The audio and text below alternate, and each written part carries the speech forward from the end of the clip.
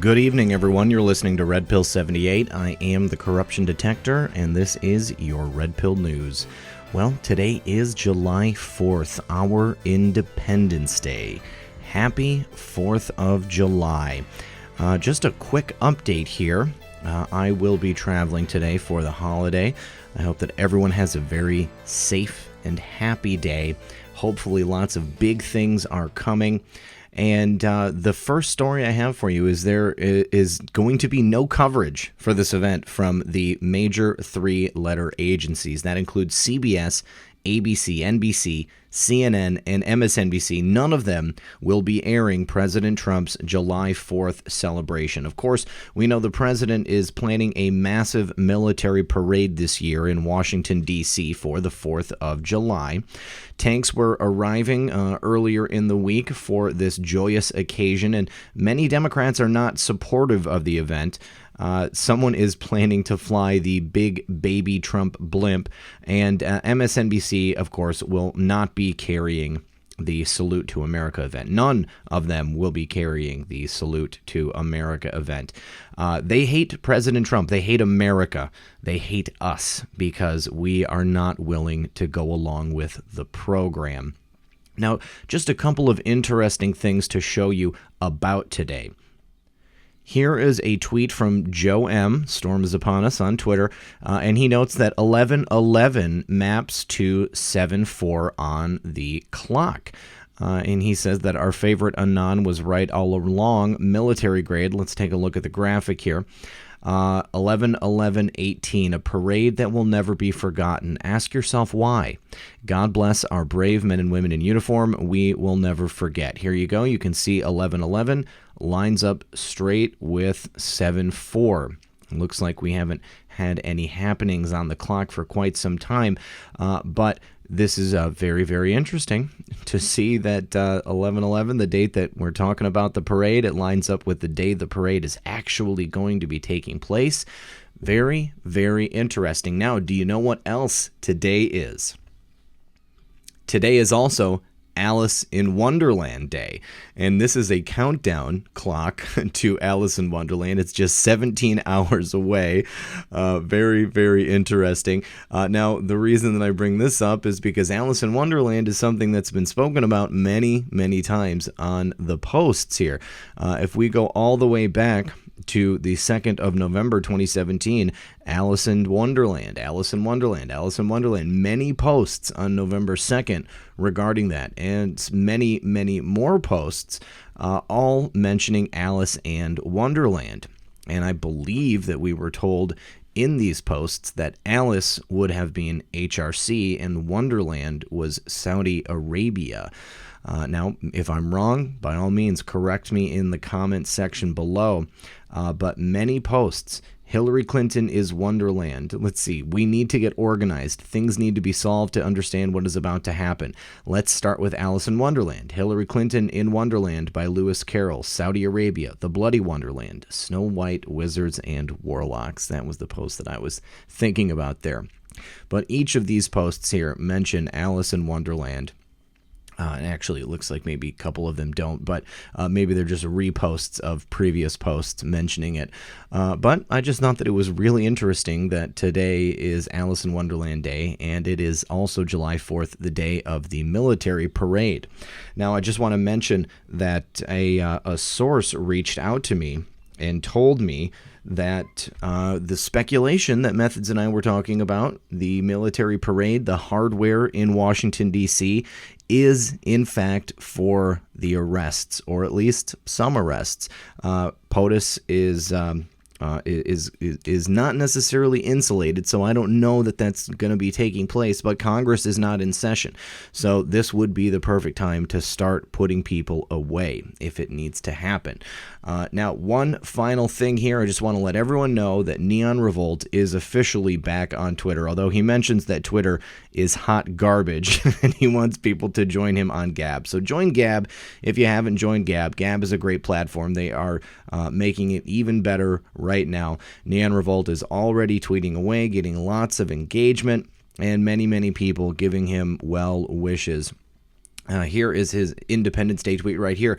The founding fathers were not career politicians. They were the outlaws, the angry extremists who refused to quietly submit to an elite political establishment's oppressive rule over their lives. Never forget that.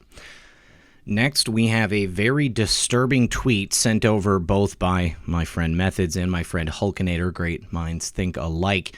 Jeb Bush tweets out, 3 presidents die on July 4th. Just a coincidence?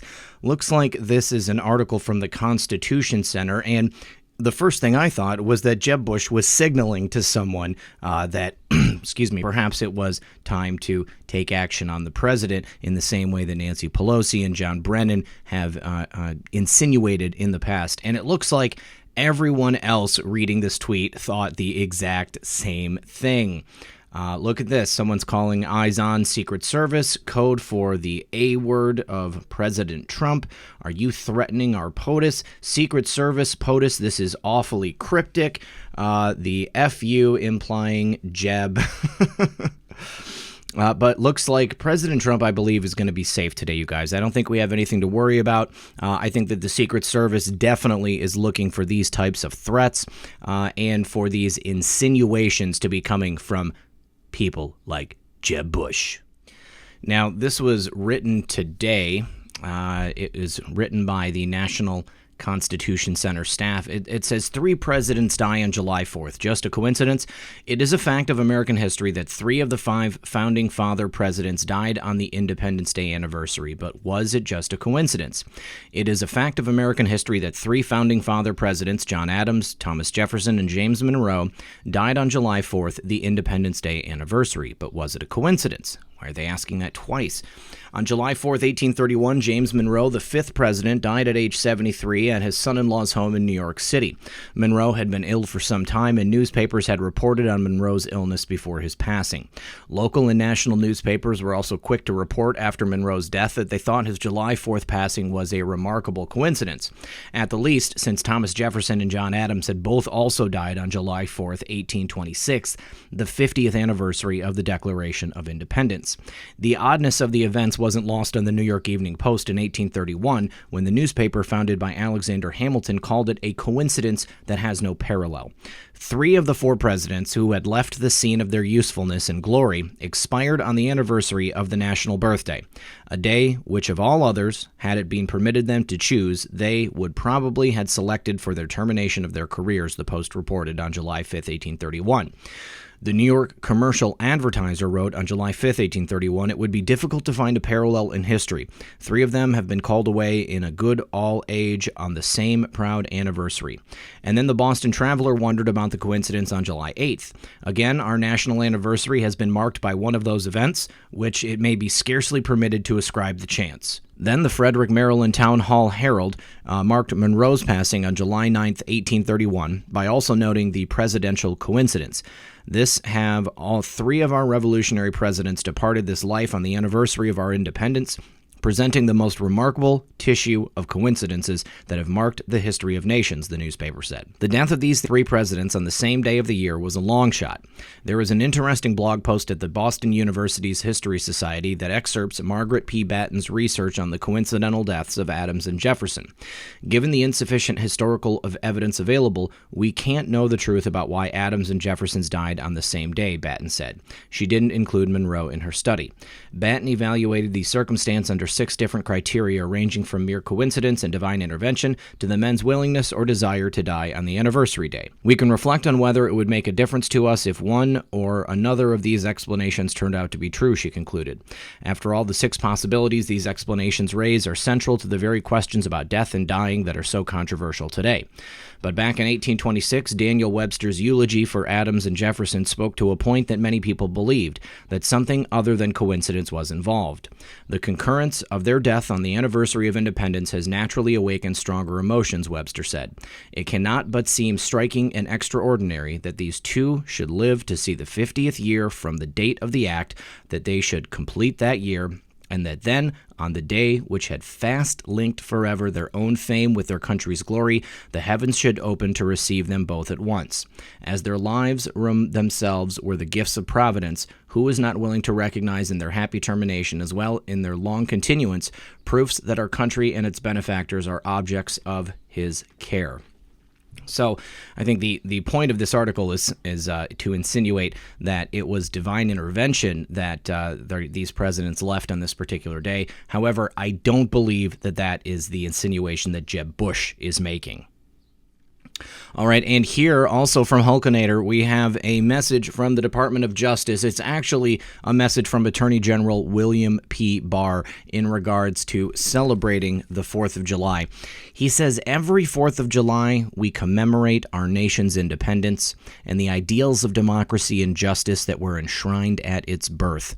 The words of the Declaration of Independence still stand 243 years later as the foundation for the greatest form of government ever known, protected and upheld by the rule of law and the principles of justice. We also remember that these words required great courage and sacrifice then and throughout our nation's history as men and women, including the dedicated public servants of the Department of Justice, have worked and fought to protect, extend, and sustain our freedom. I join with all Americans in celebrating the blessings of life, liberty, and the pursuit of happiness, and wish everyone a safe and joyous holiday. That's right. Never forget, you guys. This is not about anything other than the Patriots that started this grand game that we are now playing. President Trump works exactly along the same lines. He is an outlaw in this political world, not a career politician. He is exactly why we are able to do what we are able to do now. If it wasn't for President Trump and his brilliant mind, his massive amount of forethought, and the people that he is working with now, we could not have reached this joyous day. Callooh Callay. Oh, frabjous day, Callooh Callay. That is from Alice in Wonderland. All right, folks, that is all I have for you today. I hope everyone has a safe and happy 4th of July. Make sure that you stand well away from fireworks if you're going to be setting them off. Make sure that you use precautions, and definitely never point a Roman candle at your friends. All right, folks, that's all I have for you today. I want to thank everyone for joining me. As always, this has been Red Pill 78. I am the Corruption Detector, and this was your Red Pill News. Good luck, everyone, and God bless.